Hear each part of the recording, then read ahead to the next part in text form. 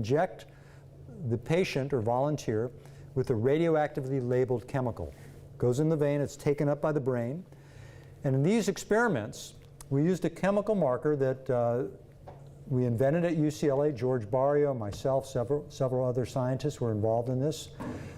This chemical marker attaches itself temporarily to the plaques and tangles. So this is the first time that this was ever done. We could see the physical evidence of Alzheimer's disease in living people. And so here's some examples of the scans. Here's an older normal person, and here's that person 2 years later, and you see there's not much yellow or red in the brain. That means there's not much plaque and tangle, and the person has normal aging. Here's somebody who had a condition called mild cognitive impairment. So their memory was worse, but they were not demented, and you can already begin to see the buildup of the plaques and tangles. And 2 years later, that person had Alzheimer's disease, and look at the difference. The brain is riddled with it. And here's an individual who had Alzheimer's disease when we started the study.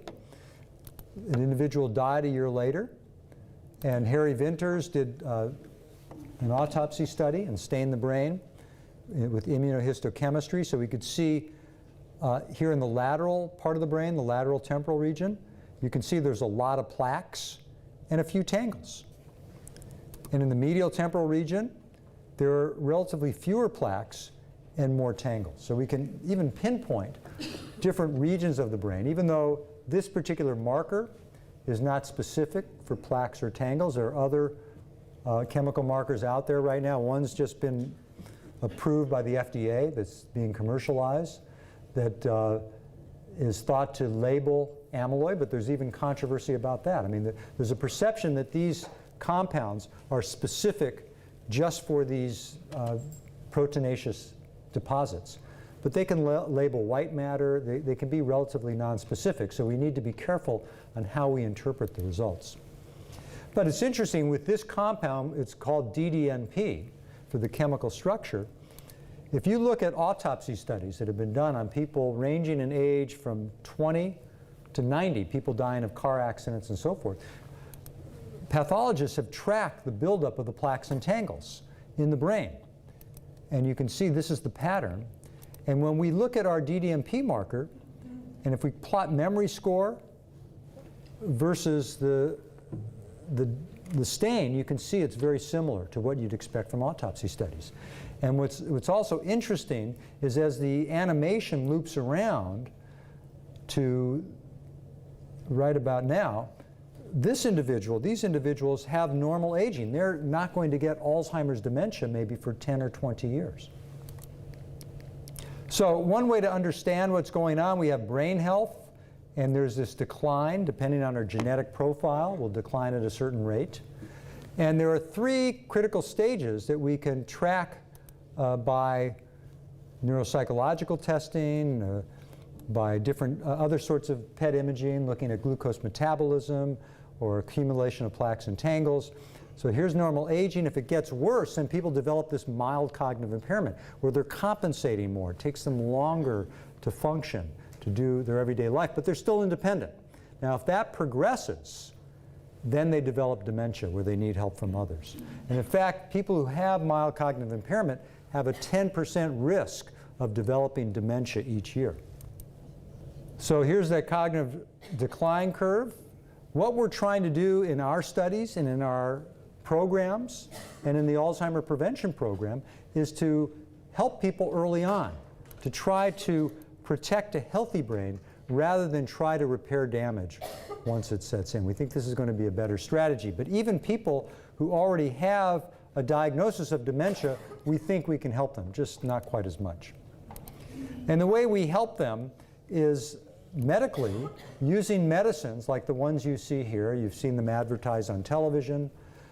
They cause temporary improvement, but you can see the slope of decline is equivalent to if somebody were on a placebo. And if you stop the medicine too soon, the patient will decline more rapidly.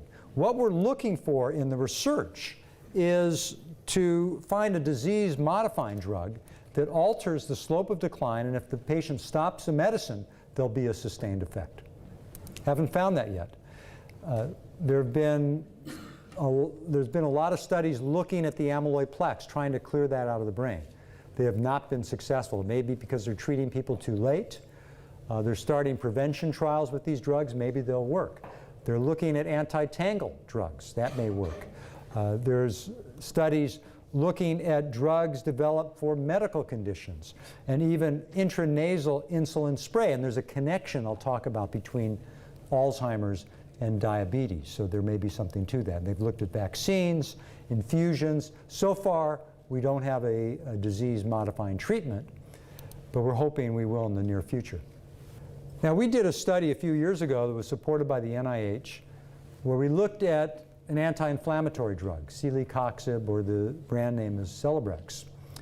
And we looked at people who had normal aging, on average about 59 or 60, and we either gave them the drug or a placebo, an inactive compound or sugar pill. Treated them for about 18 months, and we found that it improved their cognition and also improved their brain function. We looked at glucose metabolism with PET scanning. We saw there was better metabolism in the front part of the brain. But we weren't quite sure how that worked. It could be that the drug did something directly to the brain, or it could have been indirect. In fact, when we started the study, I remember there was a gentleman who was enrolled, and this is before we broke the double blind, and he said, you know, Doc, I don't know if this medicine is helping my memory, but I can sure go up the stairs faster. And I thought, well, maybe that's the explanation. People were taking these medicines, they were walking more, they had less joint pain, and we'll talk about physical exercise as having a similar kind of effect. In fact, so this is what I'd like to be doing when I'm 90, but I probably won't be doing it because I've never pole vaulted in my life. So I don't think I have the pole vaulting gene. But that doesn't bother me because we know from the MacArthur study of successful aging and other studies that for the average individual, when it comes to cognitive and physical success as we age, about a third of that is determined by our genetics. That means that 2/3 has to do with non-genetic factors, and we're learning more and more about these factors. And I'm going to focus on these 4 major areas: physical exercise, mental exercise, nutrition, and stress management. And I like to start with physical exercise because we have the most compelling scientific evidence with physical exercise.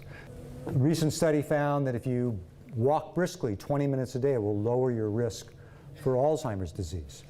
If you can't walk, swim. If you can't swim, move your arms around. Do whatever you can to get your heart to pump oxygen and nutrients to your brain cells. Your body will secrete something called BDNF, brain-derived neurotrophic factor, which stimulates your neurons to grow dendrites, or connections between your brain cells. So your brain cells will actually communicate more effectively. In fact, you'll have a bigger brain, and a bigger brain is a better brain. So if somebody calls you a fathead, it's a compliment. So physical exercise is very important. Arthur Kramer at the University of Illinois has taken older adults, put them on walking programs, compared them to similar groups who just do stretching and toning. He finds better brain function, larger brain areas, and better cognitive results.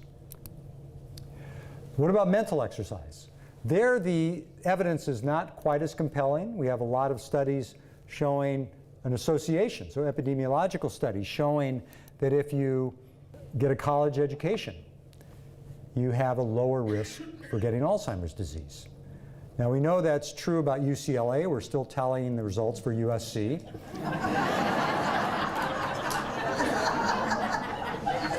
But I'm protected there because I was an undergrad at UCLA and I went to med school at USC. But in all seriousness, even if you didn't go to college, there's some recent data showing that lifelong learning will protect your brain. So we often encourage people to remain stimulated, to learn, to educate themselves, to try new things, but to train and not strain their brains. If you don't like learning languages, don't bother with that. Do something else that you enjoy. But it's not a guarantee. I mean, you can do lots of crossword puzzles. You'll get better at crossword puzzles, but it's not going to guarantee you that you won't get Alzheimer's. Now, I will show you some data on how much we can stimulate our neural circuits from simple exercises, just searching online. So it is possible that it does something, but it's not a guarantee. Now, on the other hand, if you exercise your brain with focused memory techniques, and you're not demented, you will improve your memory. In fact, we've studied this. Other groups have studied it in large multi-center studies. You can improve your memory performance right away, and you can have sustained effects. They've studied it for up to 5 years, but I suspect for even longer. And so in the Alzheimer prevention program, we combine the physical and the nutritional strategies along with these sorts of methods to compensate for the normal memory losses we all experience. But one thing that is contributing to our memory loss, I mentioned that we have to pay attention, is we're distracted by all these devices. And people are worried, oh, you know, I don't remember all the phone numbers I used to remember. And so my response is, try to turn off your computer once in a while. It's good for your brain. But also, don't worry about remembering the phone numbers. Use your computer as an electrical device to augment your biological memory. And in fact, if we use these computers effectively, we can compensate to a great degree for our memory loss. I remember a few years ago, I'd gotten a new smartphone, and my wife asked me, where are we having dinner? Do you know where the restaurant is tonight? And I said, I'll find it on my phone. So she left the room, came back 10 minutes later. So where's that restaurant? I said, what restaurant? But look at this cool website. So it's not great, especially for aging baby boomers. When you walk into a room and you can't remember why you're there, you know, we really need